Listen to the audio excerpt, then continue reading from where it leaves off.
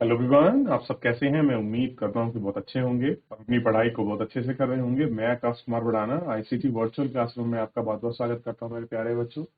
जैसे आपको पता है मेरे प्यारे बच्चों, बेसिकली हमारी आपका 12th क्लास है। ह्यूमन ज्योग्राफी हम लोग देख रहे हैं, चैप्टर नंबर 9 हमारा चल रहा है और अंतर्राष्ट्रीय हम लोग ट्रेड को देख रहे थे। जो अंतर्राष्ट्रीय व्यापार है हम लोग उसको पढ़ रहे थे। क्लियर है। और इसी में हम बहुत सारी चीजों को गौर करके पढ़े कि भाई अंतर्राष्ट्रीय ट्रेड क्या होता है, किस प्रकार चलता है और क्या क्या चीजें हैं, पूर्वोत्तर राज्यों में किस प्रकार से ट्रेड हो रहा है और क्या क्या उसके फैक्टर्स हैं, इंपॉर्टेंस पॉइंट्स क्या हैं। इन सभी पर हम लोगों ने एक एक करके गौर करके जानने का प्रयास किया। क्लियर है? क्लियर है? ध्यान रहेगा इतना। चलिए, तो हमने इन सारी बातों पर गौर कर लिया, महत्वपूर्ण जानकारी को सुनिश्चित किया। हमने देखा कि कहाँ पर आज भी जो है वस्तु विनिमय प्रणाली हो रही है, एक जमाने से लेकर जो आज तक चली है। ठीक, उस वस्तु विनिमय प्रणाली को हमने जानने का और देखने का हमने प्रयास किया है कि भाई कैसे है वस्तु विनिमय प्रणाली, ये हम लोग आपका देख रहे हैं। तो इतना आई होप कि आप लोगों को अच्छे से क्लियर हो गया हो। ठीक है, चलिए आगे बढ़ जाएं। चलिए आगे बढ़े। अब है प्रथम और द्वितीय विश्व युद्ध। कितना? प्रथम विश्व युद्ध और द्वितीय विश्व युद्ध। प्रथम और द्वितीय विश्व युद्ध के दौरान पहली बार दो राष्ट्रों ने व्यापार करा। क्या है? प्रथम विश्व युद्ध और द्वितीय विश्व युद्ध के दौरान पहली बार दो राष्ट्रों ने व्यापार कर और संख्यात्मक प्रतीकात्मक लगाया और विश्व युद्ध के बाद समय के दौरान व्यापार व सीमा शुल्क हेतु सामान्य समझौता किया। कैसा है? व्यापार और सीमा शुल्क हेतु समझौता किया। संस्थाओं ने, जो कि बाद में विश्व व्यापार संगठन यानी कि WTO बना, शुल्क को घटाने में सहायता की। कैसा है? जो शुल्क है उस शुल्क को घटाने में सहायता की। अंतर्राष्ट्रीय व्यापार अस्तित्व में क्यों है कि जो अंतर्राष्ट्रीय व्यापार है और जो अस्तित्व है वो है क्यों? अंतर्राष्ट्रीय व्यापार उत्पादन में विशिष्टीकरण का परिमाण है कि जो इंटरनेशनल ट्रेड है और उसका जो प्रोडक्शन है वो विशिष्टीकरण का ही क्या है? आपका परिमाण। परिमाण का मतलब होता है रिजल्टेंट है। कैसा है? उसका परिमाण है। यह है विश्व की अर्थव्यवस्था को लाभान्वित करता है। यदि विभिन्न राष्ट्र वस्तुओं के उत्पादन या सेवा में उपलब्ध श्रम विभाजन और विशेषकर प्रयोग में लाए गए हर एक प्रकार की विशिष्टीकरण व्यापार को जन्म देता है। कैसा करता है? जो हर एक चीज है उस हर एक चीज को वो आपका जन्म देता है। इस प्रकार अंतर्राष्ट्रीय वस्तुओं और सेवाओं की तुलना आत्मक लाभ परिपूरक व हस्तांतरण के सिद्धांत पर आधारित है। किस पर है? आपका परिपूरक और हस्तांतरण सिद्धांत पर आधारित है। यह व्यापारिक और भागीदार को समाप्त करने के रूप में लाभदायक होना चाहिए। कैसे है? उनको आपका लाभप्रद या लाभदायक आपका रूप में होना चाहिए। आधुनिक समय में व्यापार विश्व की आर्थिक संगठन का आधार है। अंतरराष्ट्रों को नीति के संबंध में सुविकसित परिवहन संचार प्रणाली युक्त कोई भी देश राष्ट्रीय व्यापक भागीदारी से मिलने को लाभ को छोड़ने का इच्छुक नहीं है। कह रहे भाई जो जिसको प्रॉफिट मिल रहा है, चाहे वो ट्रांसपोर्टेशन से हो, चाहे वो संचार पैटर्न से हो, कोई उसको छोड़ना नहीं चाहता। सोच के देखिए, अगर कोई आपको प्रॉफिट मिल रहा अब क्यों भी उसको छोड़ना? आप उसका यूज करोगे, यूटिलाइज करोगे, कोई इच्छुक नहीं होता है। क्लियर है? तो उनको विशिष्टीकरण है, स्पेसिफाई चीजें हैं जो उनको ट्रेड को जन्म दे रही है। तो अंतर्राष्ट्रीय व्यापार अस्तित्व में क्यों है? ये कारण है, विशिष्टीकरण है किसी चीज को लेकर, श्रम विभाजन है, व्यापार को लेकर जन्म दे रहे नई सेवा ट्रेड के लिए, वस्तु के लिए। इन सारी चीजों पर हम लोग देखते हैं। क्लियर है? ध्यान रहेगा इतना। आगे बढ़े। अब देखिए, अंतर्राष्ट्रीय व्यापार के आधार पर, किसके आधार पर? अंतर्राष्ट्रीय जो व्यापार हो रहा है उसके आधार पर, यानी कि जो इंटरनेशनल ट्रेड है उसके बेसिस पर हम लोग बात कर रहे हैं। थोड़ा सा आपको ये ध्यान रहेगा तो चीजें क्लियर रहेंगी। हम लोग इतना इसमें देख चुके हैं और अभी हमने पढ़ा कि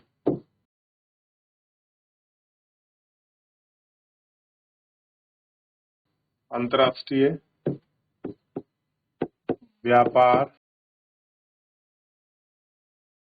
क्यों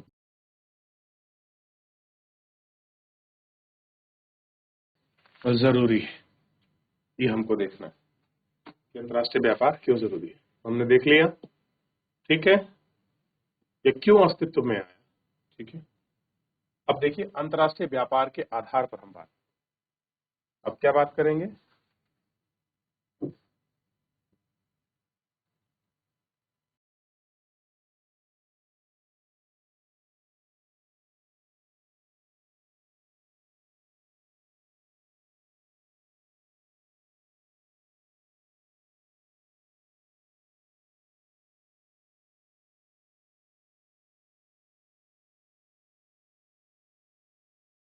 अंतर्राष्ट्रीय व्यापार के आधार, और अंतर्राष्ट्रीय व्यापार के आधारों में सबसे पहले है राष्ट्रीय संसाधनों में विभिन्नता।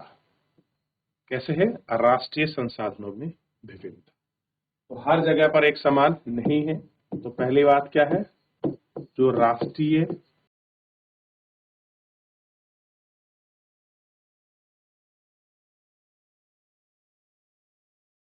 संसाधनों में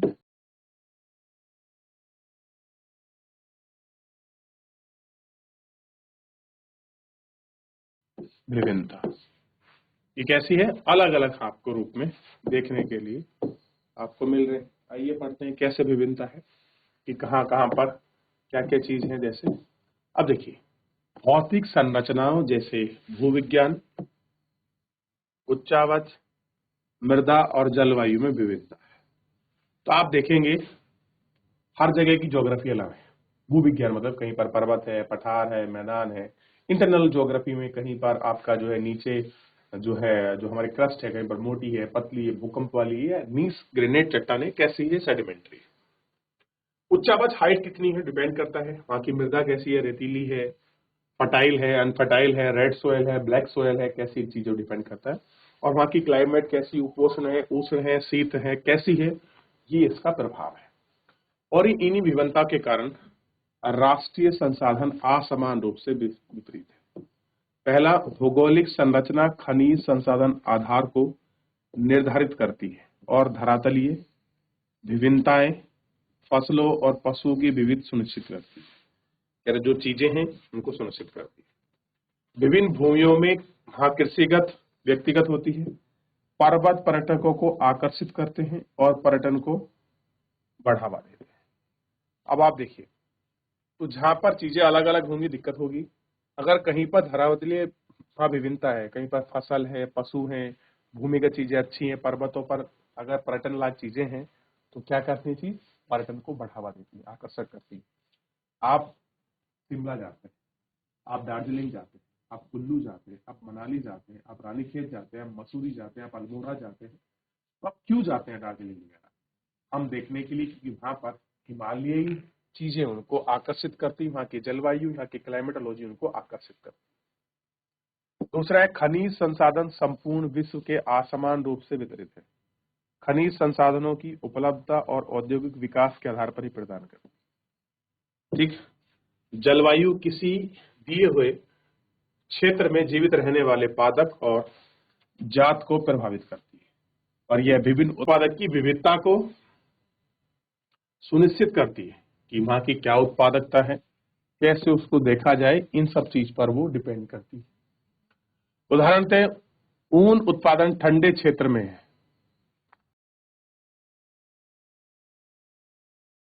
यानी जो ऊन का प्रोडक्शन होता है वो कहाँ मिलता है, जो ठंडे क्षेत्र है। क्लियर है भाई? गर्म क्षेत्र में तो क्या ही करेंगे वो उनका, लेकिन जो आपके ठंडे क्षेत्र है उनको देखा जाता है। केला, रबड़ और कहवा उष्ण कटिबंधीय क्षेत्र में उगाए जाते हैं। अब केला देखेंगे तो जहां पर गर्म है, ह्यूमिड है, क्लियर है, जहां पर गर्म होता है वहां पर उगता है। ऐसे रबड़ का प्लांटेशन है। रबड़ के प्लांटेशन में सबसे यूनिक बात क्या है, टेम्परेचर चाहिए, लेकिन उसकी जो मिट्टी है वो कैसी हो, आपका अम्लीय टाइप की हो। और दूसरा, जब भी पानी दे तो पानी सिंचाई होने के बाद पानी नीचे ढाल से बाहर चला जाना चाहिए, नीचे पानी का जमाव जड़ों में नहीं होना चाहिए, नहीं तो गल जाता है। ऐसी कॉफी यानी कि कहवा है। ये सब क्या है, उष्ण कटिबंधीय क्षेत्र है। जो आपके ट्रॉपिकल रीजन की जो फसलें हैं वो है। तो आप देखेंगे अंतर्राष्ट्रीय जो आधार हैं वो किस प्रकार के हैं। तो एक इसी में पार्ट निकला भौगोलिक, खनिज और जलवायु। तो क्या निकला, अभी हम इसको देखते हैं। भौगोलिक, इसी में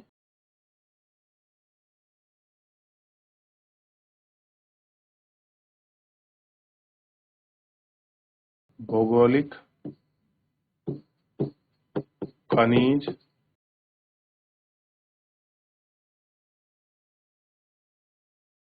और जलवायु। क्लियर है, ये हमको इसमें दिखाई दिया। ठीक, इस आधार पर हम इसको देख सकते हैं। ठीक है कि नहीं। चलिए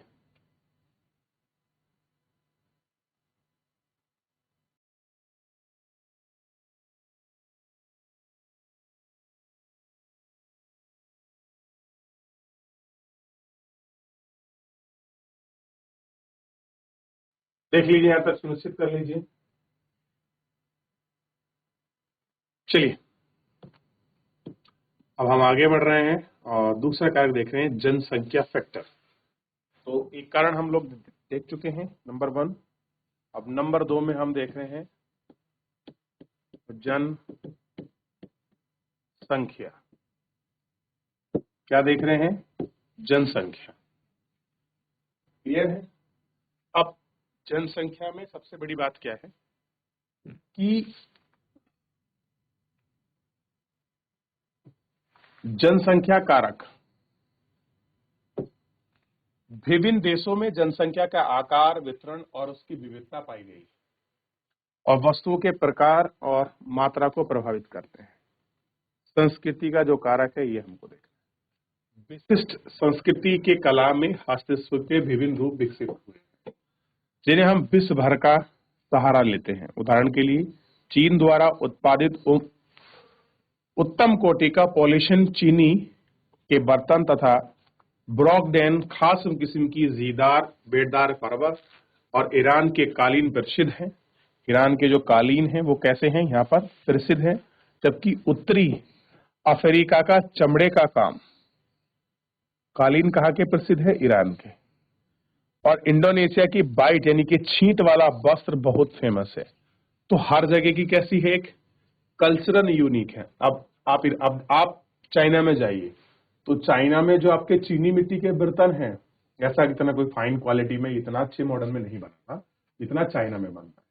ईरान में जो आपके कालीन है, जिनको आप मैट कहते हैं, जो कालीन है वो क्वालिटी और डिजाइनदार आपको कहाँ मिलेंगे, ईरान में। और अगर चमड़े की चीजें आपको चाहिए तो Africa the most popular leather items के लिए। इंडोनेशिया आप जाइए तो वहां छीट की चीजें हैं। और आपको अगर रेशमी कपड़ा चाहिए तो आपको भारत आना है। तो ये सारे फैक्टर हैं। तो पहला कारक है संस्कृति कारक, ऐसा है। इसी में एक कारक है सांस्कृतिक, जो कारक है ये इन चीजों को डिपेंड करता है। दूसरा क्या है इसकी, जनसंख्या में जनसंख्या भी एक बहुत बड़ा कारक।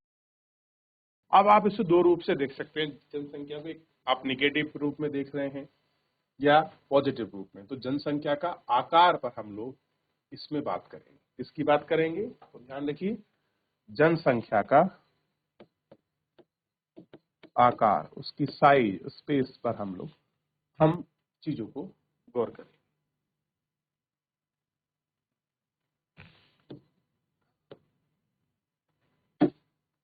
जनसंख्या का आकार सघन बसावट वाले देशों में, जहां पर सघन गहरा बसा हुआ है वाले देशों में आंतरिक व्यापार होता है, जबकि बाह्य व्यापार कम वाले परिमाण में होता है, क्योंकि कृषि और उत्पादक में अधिकांश स्थानीय बाजारों में खप जाता है। बहुत सारी चीजें कैसी हैं, जो आपका लोकल बाजार है वो चीजें वहां पर खपा जाते हैं। खपा का मतलब उनका इतना कंजप्शन है, उपभोग है कि वो चीजें वहां चली जाती हैं। जनसंख्या का जीवन स्तर बेहतर गुणवत्ता वाला हो, आयातित चीजें हो, ये सारी मांग निर्धारित की जाती है। और निम्न जीवन स्तर की गुणवत्ता के साथ ही कुछ महंगी आयातित वस्तु खरीद पाने में सामर्थ्यता होती है। कैसी होती है, वो सामर्थ्यता इन चीजों में दिखाई देती है। क्लियर है? तो ये आपको देखना है। तो संस्कृति कारक और जनसंख्या कारक कैसे रिस्पॉन्सिबल फैक्टर प्ले करते हैं आपका जनसंख्या वाले फैक्टर में, तो आप इन दोनों फैक्टर्स को गौर करके देखिए। क्लियर है? क्लियर।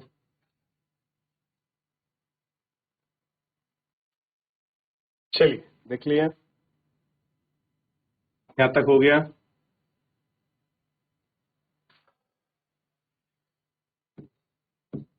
आर्थिक विकास की प्रावस्था।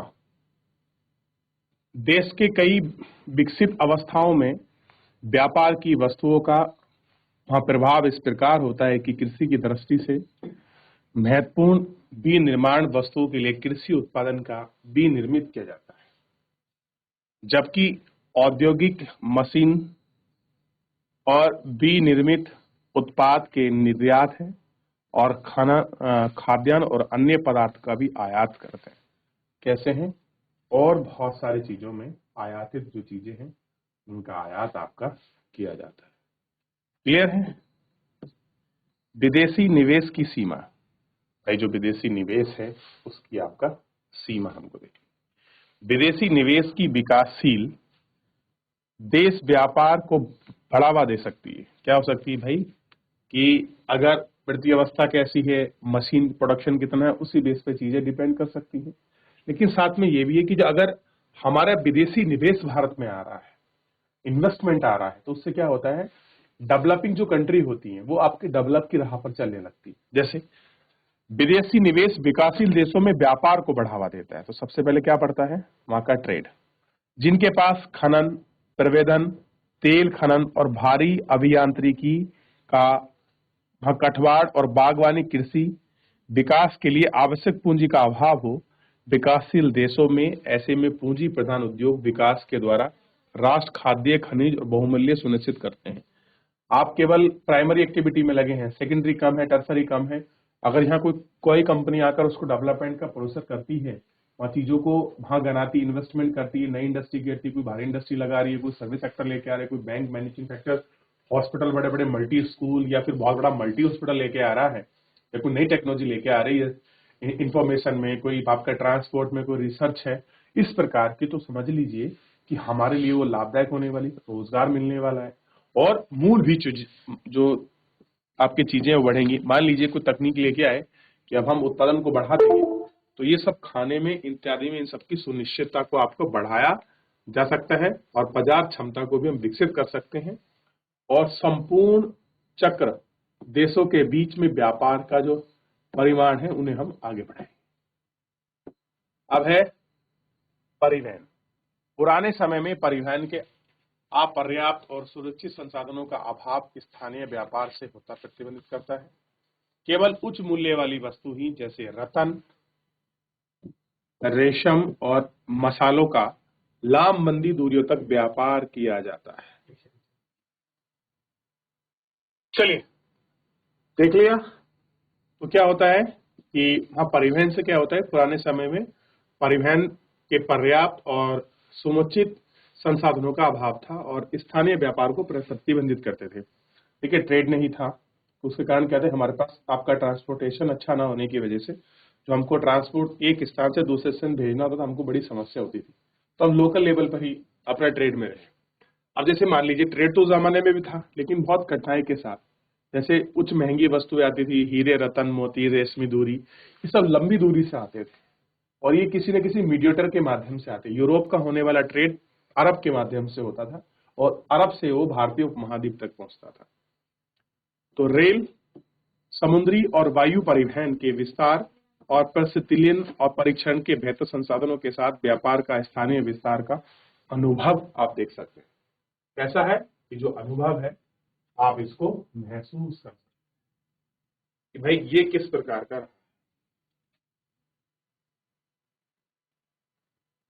आगे बढ़े तो आप अब देखिए, अंतर्राष्ट्रीय व्यापार के महत्वपूर्ण पक्षों से जाने से पहले एक बार जितना हमने पीछे पढ़ा है कि क्या क्या चीजें थी, किस प्रकार हम लोग देख रहे थे। ठीक, आर्थिक विकास की प्रावस्था को, जनसंख्या कारक को, अंतर्राष्ट्रीय व्यापार अस्तित्व में क्यों था, क्या उनके कारण है व्यापार के अस्तित्व में होने के, उन सारी चीजों को हमने देखने का और जानने का प्रयास किया है। क्लियर है? तो यहाँ तक एक बार आप गौर करके देख लीजिए। किसी का कोई डाउट है, कोई क्वेरी है किसी प्रकार का, आप एक बार देख सकते हैं। चलिए, देख लिया। तो अब हम कल जो है इसमें आगे बढ़ेंगे। अपना अंतर्राष्ट्रीय व्यापार के पक्ष में जो महत्वपूर्ण पक्ष हैं किस तरीके से हैं उनको देखेंगे। फिलहाल जो है आज के इतना ही, मिलेंगे नेक्स्ट लेक्चर में। धन्यवाद।